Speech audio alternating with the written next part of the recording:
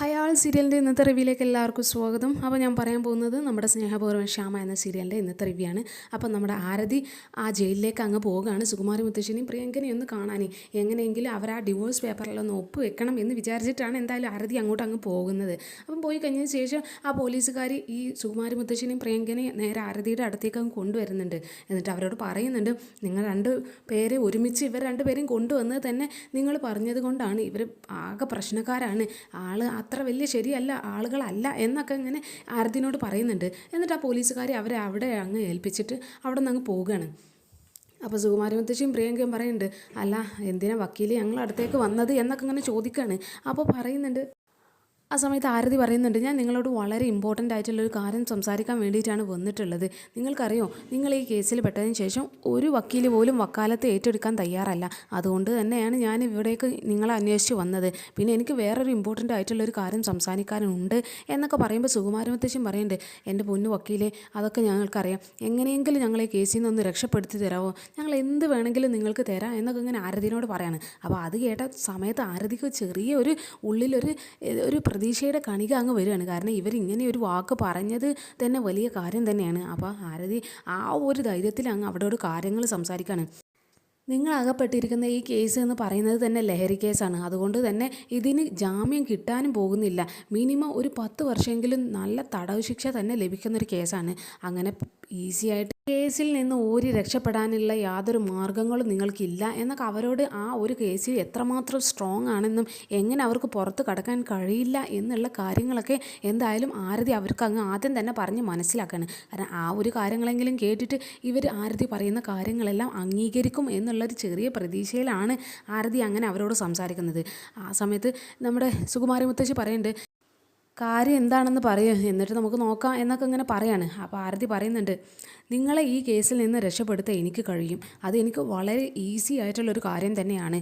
പക്ഷേ നിങ്ങൾ ഞാൻ പറയുന്നൊരു കാര്യത്തിൽ അംഗീകരിക്കണം. എനിക്കൊരു കണ്ടീഷൻ ഉണ്ട് എന്നൊക്കെ പറയുമ്പോൾ ഇവർ പറയുന്നുണ്ട്, എന്താണ് കണ്ടീഷൻ എന്ന് പറയൂ, നമുക്ക് ആ സമയത്ത് ആരതി കാര്യം അങ്ങ് പറയാണ്, ഞാൻ നിങ്ങളെ ഈ കേസിൽ നിന്നും രക്ഷപ്പെടുത്തി കഴിഞ്ഞാൽ നിങ്ങൾ വരുണുമായിട്ടുള്ള വിവാഹബന്ധം നിയമപരമായിട്ട് പ്രിയങ്ക വേർപ്പെടുത്തണം എന്നുള്ള ആ കാര്യം അങ്ങ് പറയാണ്.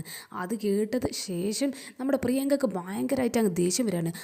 അതെന്തായാലും ഒരിക്കലും നടക്കില്ല. നിങ്ങൾ ഇങ്ങോട്ട് ഞങ്ങളെ തെരഞ്ഞു വന്ന സമയത്ത് തന്നെ എനിക്ക് കാര്യം പിടികിട്ടിയിരുന്നു.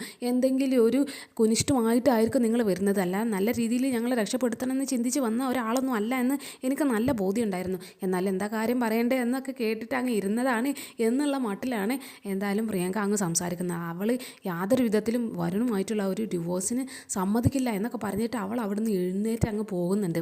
ആ സമയത്ത് നമ്മുടെ ആരതി പറയുന്നുണ്ട്, ഓക്കെ, ഞാൻ നിങ്ങളെ രക്ഷപ്പെടുത്താനും പോകുന്നില്ല, പക്ഷേ നിങ്ങളൊരു കാര്യം ശ്രദ്ധിക്കണം, ഒരൊറ്റ വക്കീൽ പോലും നിങ്ങൾക്ക് വേണ്ടിയിട്ട് വാദിക്കില്ല.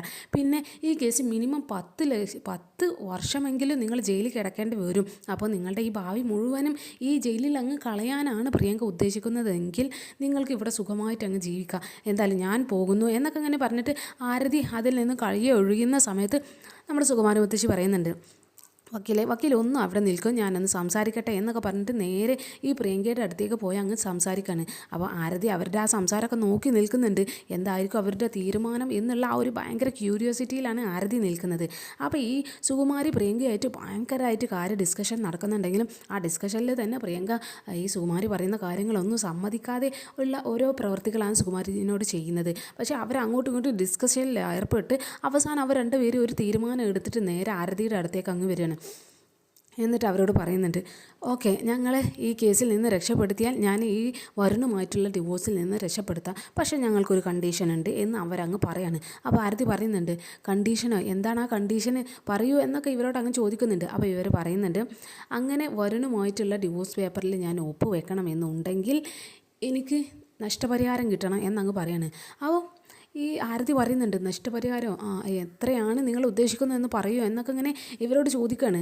അപ്പോൾ പിന്നെ പ്രിയങ്കയും സുകുമാരി മുത്തശ്ശിയല്ല ആൾ പണത്തോട് അത്രയും അത്യാർത്ഥിയുള്ള രണ്ട് സാധനങ്ങളായതുകൊണ്ട് തന്നെ അവരൊരു വലിയ എമൗണ്ട് പറയും എന്ന് എന്തായാലും ആരതിക്ക് അത്യാവശ്യം നല്ല ധാരണയൊക്കെ ഉണ്ടെങ്കിൽ ഇവരെത്ര പറയും എന്നൊക്കെ ഇങ്ങനെ കാത്തിരിക്കുകയാണ്. ആ സമയത്ത് ഈ പ്രിയങ്ക അങ്ങ് പറയുന്നുണ്ട്, എനിക്ക് 25 കോടി തന്നെ കിട്ടണം എന്നൊക്കെ പറയാണ്. 25 കോടി എന്നൊക്കെ പറയുന്നത് കേട്ടിട്ട് തന്നെ ആരതി അങ്ങ് ഞെട്ടുകയാണ്. എന്ത് 25 കോടിയോ, അതൊക്കെ എങ്ങനെയാണ് എന്നൊക്കെ ഇങ്ങനെ ഇവരോട് ചോദിക്കുന്നുണ്ട്. അപ്പം നമ്മുടെ സുകുമാരി മുത്തശ്ശി പറയുന്നുണ്ട്, അതേ ഈ കണിമംഗലത്തുകാർക്ക് 25 കോടി എന്ന് പറയുന്നത് വളരെ നിസ്സാരമായ തുകയാണ്. അത് ഇതും ഈ 25 കോടിയുമായിട്ട് ഒന്നുമല്ല. പിന്നെ വരുണിൻ്റെ ജീവിതത്തിൽ നിന്ന് ഒഴിഞ്ഞു പോകണമെങ്കിൽ അതിനനുസരിച്ചുള്ള ഒരു കോമ്പൻസേഷൻ തന്നെ ഇവൾക്ക് കിട്ടേണ്ടതാണ്. വരുണിൻ്റെ ജീവിതത്തിൽ അവളുടെ ഭാര്യയായി ജീവിക്കുക എന്ന് പറയുമ്പോൾ തന്നെ അത്രയും വലിയൊരു പൊസിഷൻ തന്നെയാണ്. അപ്പോൾ അത് ഒഴിഞ്ഞു പോകണമെങ്കിൽ ഞങ്ങൾക്ക് ഇത്രയും വലിയ എമൗണ്ട് തന്നെ കിട്ടേണ്ടി വരും എന്ന് അവരങ്ങ് പറയാണ്. അപ്പോൾ പിന്നെ ആരതി അങ്ങ് ആശയക്കുഴപ്പത്തിലാവാണ്. ഇത്രയും വലിയൊരു എമൗണ്ട് എന്നൊക്കെ വിചാരിച്ചിട്ട് ഒന്നങ്ങ് അവിടെ ചിന്തിച്ച് നിൽക്കുന്നുണ്ട് ആരതി. അത് കഴിഞ്ഞതിന് ശേഷം ആരതി പറയുന്നുണ്ട്, എന്തായാലും ഈ എമൗണ്ടിൻ്റെ കാര്യത്തിൽ എനിക്ക് പ്രത്യേകിച്ച് ഡിസ്കഷനൊന്നും എടുക്കാൻ പറ്റത്തില്ല. ഞാൻ അവരുമായിട്ടൊന്ന് ഡിസ്കസ് ചെയ്യട്ടെ. അവരുമായിട്ട് ഡിസ്കസ് ചെയ്തതിന് ശേഷം ഞാൻ നിങ്ങളോട് സംസാരിക്കാം എന്നൊക്കെ അങ്ങനെ അവരങ്ങ് പറയാണ്. ആ സമയത്ത് സുകുമാരി മുത്തശ്ശി അറിയുന്നുണ്ട്, ഓക്കെ എന്നാൽ ആയിക്കോട്ടെ, അത് കഴിഞ്ഞിട്ട് ഈ വക്കീൽ ഞങ്ങളെ ഒന്ന് കാണാൻ വന്നോളൂ എന്നൊക്കെ അങ്ങനെ പറഞ്ഞിട്ട് അവരങ്ങ് പോവുകയാണ്. അപ്പോൾ ആരതി ചെറിയൊരു ആശയക്കുഴപ്പത്തിലുണ്ടെങ്കിൽ ആ പണത്തിൻ്റെ കാര്യം എന്താണ് എന്ന് ആരതിക്ക് അങ്ങ് തീരുമാനിക്കാൻ പറ്റത്തില്ല. അത് മറ്റൊരാളുടെ കുടുംബത്തിലുള്ള പ്രശ്നമായതുകൊണ്ട് തന്നെ ആരതി ആ തീരുമാനം പറയാൻ വേണ്ടി നേരെ വരുണിൻ്റെ അടുത്തേക്ക് പോകണം. അപ്പോൾ വരുണിനോട് ഇവൻ കാര്യങ്ങളൊക്കെ പറയുന്നുണ്ട്. അപ്പോൾ വരുൺ പറയുന്നുണ്ട്, ഞാൻ ഒരിക്കലും അവർക്ക് അത്രയും എമൗണ്ട് കൊടുക്കത്തില്ല എന്നൊക്കെ വരുണ് മുന്നേ ഇവർക്ക് ഞാൻ എൻ്റെ ജീവിതത്തിൽ നിന്ന് ഒഴിഞ്ഞു പോകാൻ വേണ്ടിയിട്ട് കോടികൾ കൊടുത്തതാണ്. ആ സമയത്ത് അവൾ അത് മറ്റാർക്കൊക്കെ കൊണ്ട് തൊലച്ചിരിക്കുക, അവൾക്ക് ഉപയോഗപ്പെട്ടിട്ടില്ല. അതുകൊണ്ട് തന്നെ അത്ര എമൗണ്ട് ഞാൻ അവൾക്ക് കൊടുക്കില്ല. അവൾ നന്നായിട്ട് ചതിക്കും, എനിക്ക് നന്നായിട്ട് അറിയാം. കാരണം അതിന് മുന്നേ അവൾ എൻ്റെ ജീവിതത്തിൽ നിന്ന് ഒഴിഞ്ഞു പോകാം എന്ന് പറഞ്ഞ് കൊണ്ടുപോയ പൈസയും കളഞ്ഞിട്ട് അവൾ വീണ്ടും എൻ്റെ ജീവിതത്തിൽ വന്ന് ഇറിറ്റേറ്റ് ചെയ്തുകൊണ്ടിരിക്കുകയാണ്. അതുകൊണ്ട് ആ വാക്കിൽ ഞാൻ വിശ്വസിക്കില്ല എന്നൊക്കെ അങ്ങനെ ഈ വരുൺ അങ്ങ് പറയുന്നുണ്ട്.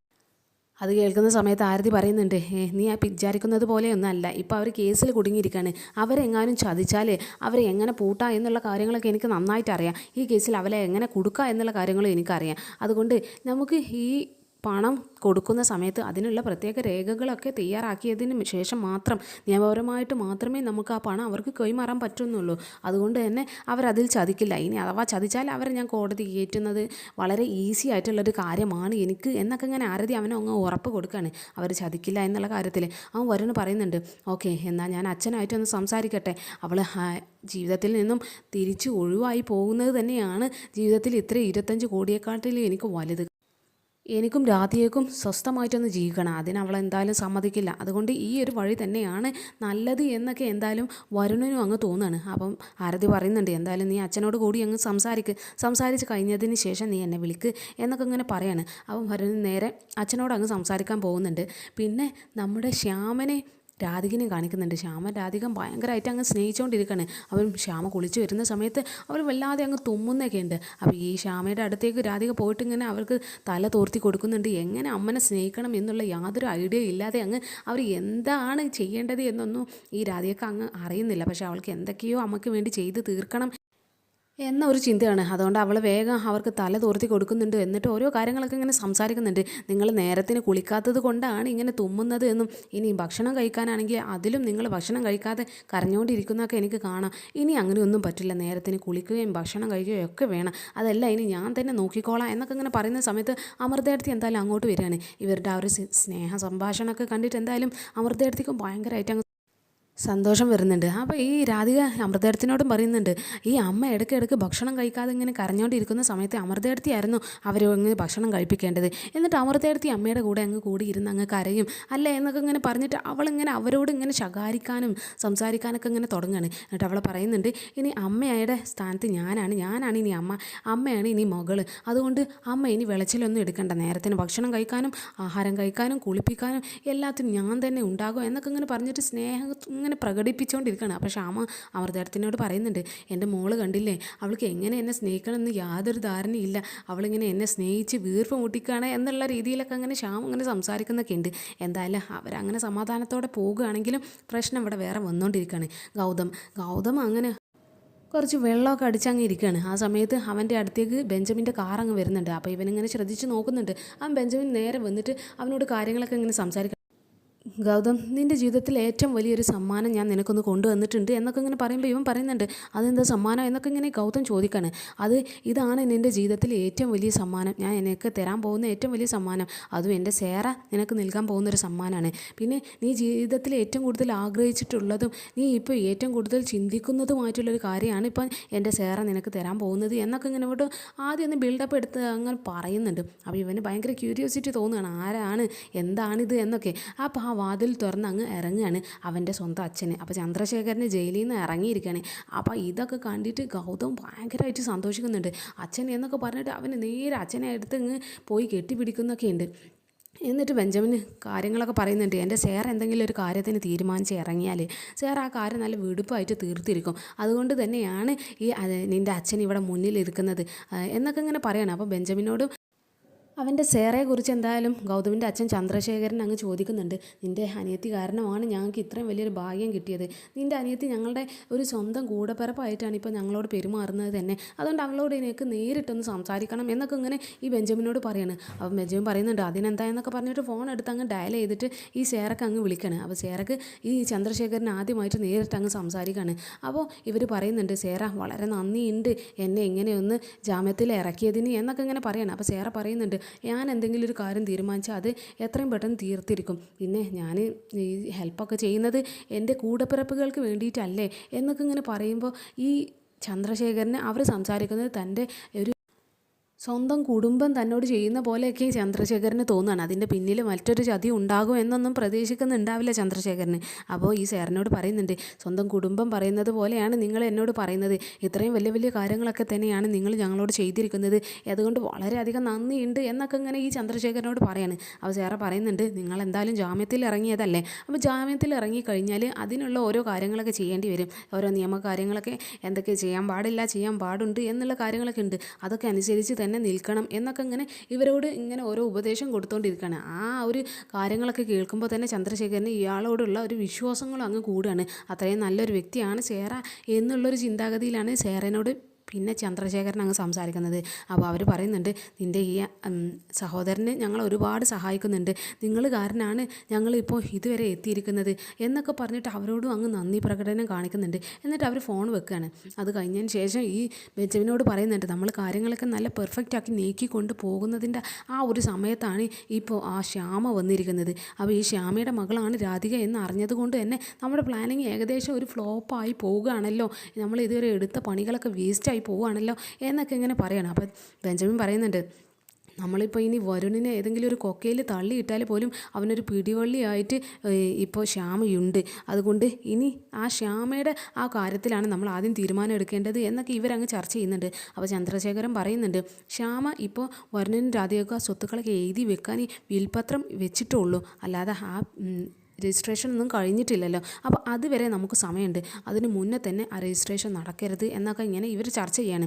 അതിന് നമ്മൾക്ക് ആകെ ചെയ്യാനുള്ളത് ആ വിൽപത്രം നമ്മളുടെ കയ്യിൽ കിട്ടുക എന്നുള്ള ഒരു കാര്യം തന്നെയാണ്. അതുകൊണ്ട് ബെഞ്ചമിൻ നീ ഞങ്ങൾക്ക് ആ വിൽപത്രം ഒന്ന് എടുത്തു തരുമോ എന്നൊക്കെ അവനോട് അങ്ങ് സഹായം ചോദിക്കുകയാണ്. അപ്പോൾ അതിന് നിനക്ക് കഴിയുമോ എന്നൊക്കെ ഇങ്ങനെ ചോദിക്കും. ബെഞ്ചമിൻ പറയുന്നുണ്ട് എനിക്ക് ആ ചോദ്യം അത്ര ഇഷ്ടപ്പെട്ടില്ല. കഴിയുമോ എന്നുള്ള ആ ഒരു ചോദ്യം വേണ്ട, എനിക്ക് കഴിയും. എന്തെങ്കിലും ഒരു കാര്യം എനിക്ക് കഴിയുമോ എന്നുള്ളൊരു സംശയത്തിലൊന്നും നിൽക്കരുത്. ഞാനത് ചെയ്തിരിക്കും. എന്ത് ജോലി എന്നെ ഏൽപ്പിച്ചാലും ഞാൻ ആ ഒരു പെർഫെക്ഷനിൽ തന്നെ തീർത്തിരിക്കും എന്നൊക്കെ ഇങ്ങനെ ബെഞ്ചമിൻ പറയാണ്. അപ്പോൾ ഈ ബെഞ്ചമിന് ശ്യാമയുടെ അടുത്തേക്ക് പോയിട്ട് അവരുടെ വീട്ടിൽ നിന്ന് ആ വിൽപത്രം മോഷ്ടിച്ച് കൊണ്ടുവരാനാണ് ചന്ദ്രശേഖരൻ പറഞ്ഞിരിക്കുന്നത്. ഇവനാണെങ്കിൽ അത് സമ്മതിച്ചിട്ടുണ്ട്. അപ്പോൾ ഇനി എന്താണ് സംഭവിക്കുക എന്നൊക്കെ നമുക്ക് നോക്കാം. ഏതായാലും പിന്നെ കണിമംഗലത്ത് അവിടെ ചർച്ചയിലാണ് 25 കോടിക്കും വേണ്ടിയിട്ട്. അപ്പം വരുണ് അച്ഛനോട് പറയുന്നുണ്ട് എന്തായാലും ഇക്കാര്യത്തിൽ നമുക്ക് സമ്മതിക്കരുത്, ഞാൻ എന്തായാലും അത്രയും വലിയ എമൗണ്ട് കൊടുക്കില്ല എന്നൊക്കെ ഇങ്ങനെ അച്ഛനോട് പറയുന്നുണ്ട്. അപ്പോൾ അച്ഛൻ പറയുന്നുണ്ട് അത് ശരിയല്ല, കാരണം അവരിപ്പോൾ നമ്മളോട് ആവശ്യപ്പെട്ടിരിക്കുന്നത് 25 കോടിയാണ്. അത് നിൻ്റെ ജീവിതത്തിൽ നിന്ന് ഒഴിഞ്ഞു പോകാൻ വേണ്ടിയിട്ട്, നിങ്ങൾക്ക് സ്വസ്ഥമായി ജീവിക്കണം എന്നുണ്ടെങ്കിൽ അവർ ഒഴിഞ്ഞു പോകേണ്ടതുണ്ട്. അപ്പോൾ അതിനുള്ള ഒരു വിലയാണ് അവരിട്ടിരിക്കുന്നത്.